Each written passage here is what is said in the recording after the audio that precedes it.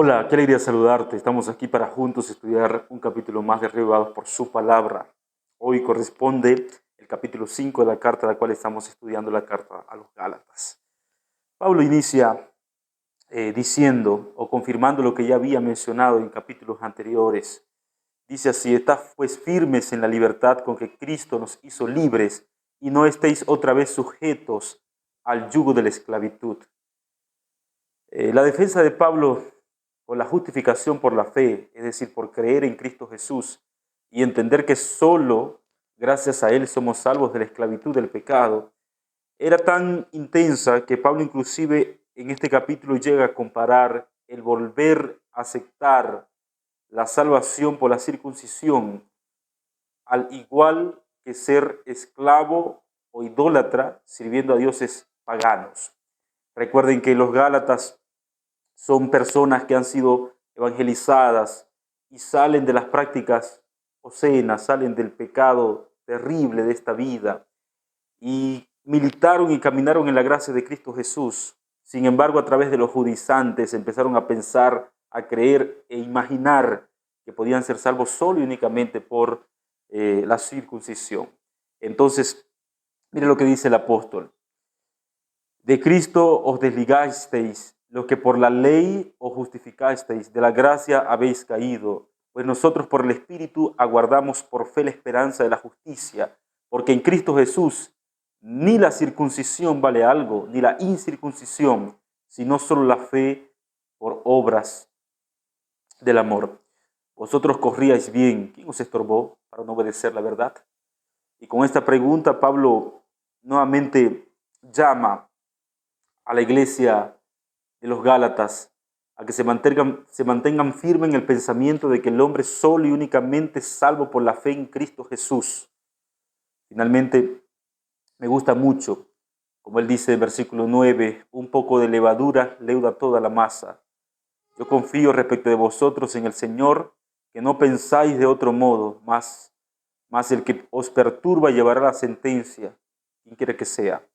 Y allí él enfáticamente condena a aquellos que, tratando de descarriar al pueblo del Señor en nombre de la salvación, los llevaban por otros caminos.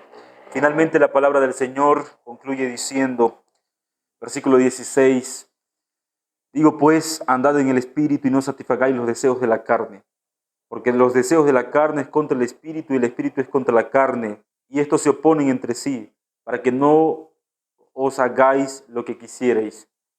El versículo 18 y 19 dice, pero si sois guiados por el Espíritu, no estáis bajo la ley, porque manifiestas son las obras de la carne, que son adulterio, fornicación, inmundicia, laxivia, idolatría, hechicería, enemistades, pleitos, celos, iras, contienda, disensiones, herejías, envidias, homicidios, borracheras, orgías y cosas semejantes a estas, acerca de los cuales yo os amonesto, como ya os lo he dicho antes, que los que practican tales cosas no heredarán el reino de Dios.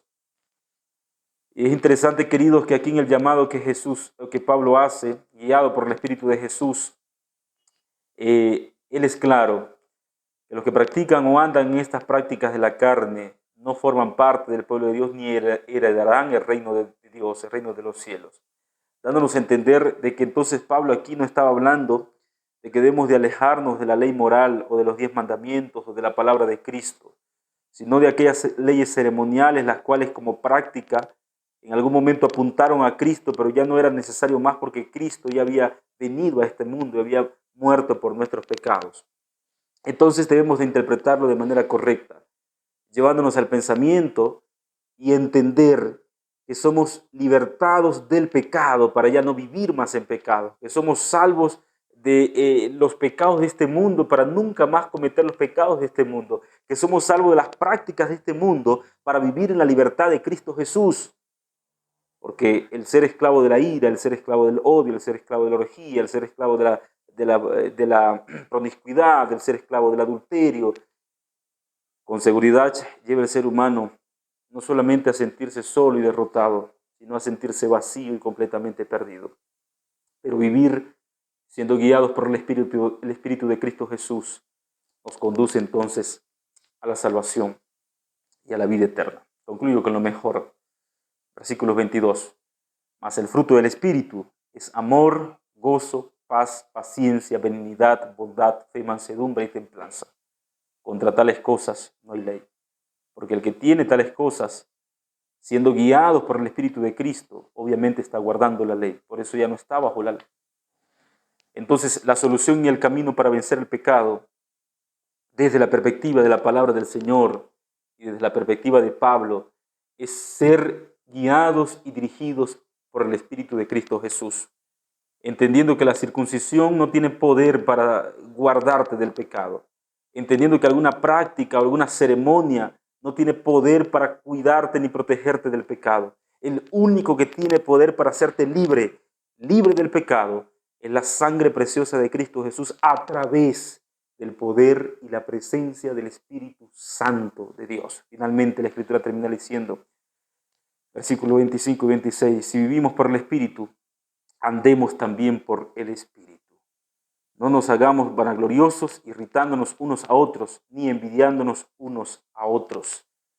Los que hemos sido llamados por el Espíritu del Señor, los que hemos sido sellados por el Espíritu de Cristo, a través del bautismo del Señor, debemos entonces andar en el Espíritu y no satisfacer los deseos de la carne.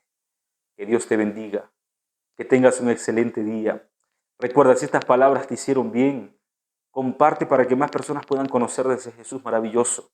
No olvides además de ello suscribirte en este canal y al mismo tiempo activar la campanita para que siempre te llegue una notificación cuando publiquemos un nuevo vídeo. Nos vemos mañana si Dios así lo permite.